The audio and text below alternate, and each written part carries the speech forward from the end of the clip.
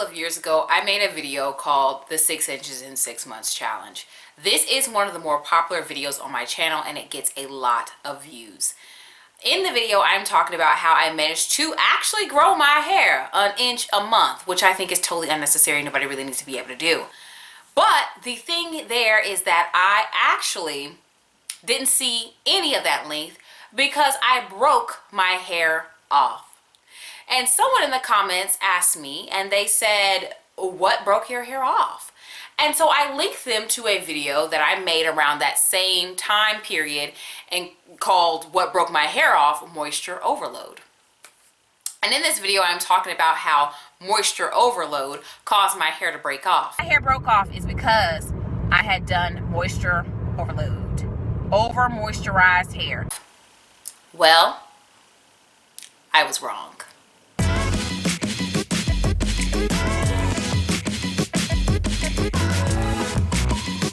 Hello everyone, Kayla here, and this is What the Kink, a natural hair channel where I share my personal hair journey and tips, tricks, and product reviews to help you with your own. And I am very careful on my channel to not paint myself as an expert or as a professional. I hope that you understand that my channel is from the point of view of someone who is a consumer just like you. I am someone who is taking care of my hair in between salon trims. I am someone who is sitting here learning the same things you are learning. I have all the same access to everything that you have. I am in no way, shape, or form above you at all. I am a fellow consumer, pretty much. So, of course, being what it is, I have older videos that have outdated information or things that I don't fully subscribe to anymore, but I keep the videos up because I think that it is valuable. I think that it adds to my entire journey as a person. It fully explains how we got here, how we got to where I am now. And then also some of my videos, I still stand by what's going on in the video. It may not be something that I currently do anymore, but it's something that I still support or something that I'm still okay with. So that is why my videos are still there and they will continue to stay up. That being said, I do want to address the things that I said in my moisture overload video because I think that, you know, hopefully most people know that moisture overload is usually not the real cause. But in case someone still thinks that, I think that it is valuable to bring that forward. And I also want to address the whole concept of protein moisture balance, which was also brought up in the moisture overload broke my hair off video. So let's start off with what actually broke my hair off at this time period, because now I'm able to step back, zoom out, and see the whole picture, and I know more than I knew then, and I now know what actually caused my hair to break off. What actually caused my hair to break off was buildup. And I'm sure some of y'all knew I was going to say that, right? But at this period in time, I was following a regimen in which there was really not a step at which I cleaned my hair with shampoo. I did other alternative cleansing methods that were really popular at the time. And so this caused there to be a coating on the outside of my hair.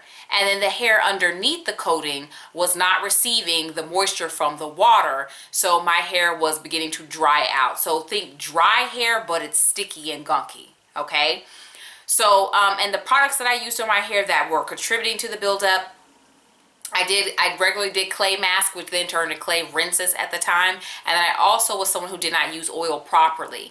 I understand if you have dry scalp or something like that, you put oil in your scalp or whatever. I used to put the oil on my hand like a product and put it through the hair, y'all. And so those things are things that you need to use shampoo. If you're going to do things like that, you have to use shampoo, and I was not using shampoo at the time. And then I stretched my hair out because I had just gotten into stretched hair. I was like, oh, I love stretched hair, it's great. And I was combing my hair out to stretch it, and my hair broke off because it was so dry and weakened because of the dryness. So if you are experiencing a similar issue, it might be that you just need to pick up a bottle of shampoo and see what it do after a month. That could actually be the real cause and not something such as moisture overload, which was a very popular term at that time. Now, the second thing that I want to address is this protein moisture balance concept. At the time, it was believed that, you know, you had to balance the protein with the moisture. So, you know, do a moisture DC this many times, do a protein DC this many times, and try to make sure that everything is balanced. It seems like a lot of to-do, a lot of hubbub or whatever, you know. I have to admit that hair care 101 is to do a protein treatment from time to time and to keep the moisture and protein balance in your hair. I have not done that since probably the beginning of my natural hair journey. And so I was talking about my elaborate plan, like, oh, I'm going to do the moisture DC this many times, and then I'm going to do a protein DC to balance everything back out to fix my moisture overload. So aside from the fact that moisture overload really wasn't the problem anyway, you really don't have to do all of this if you don't have special case hair.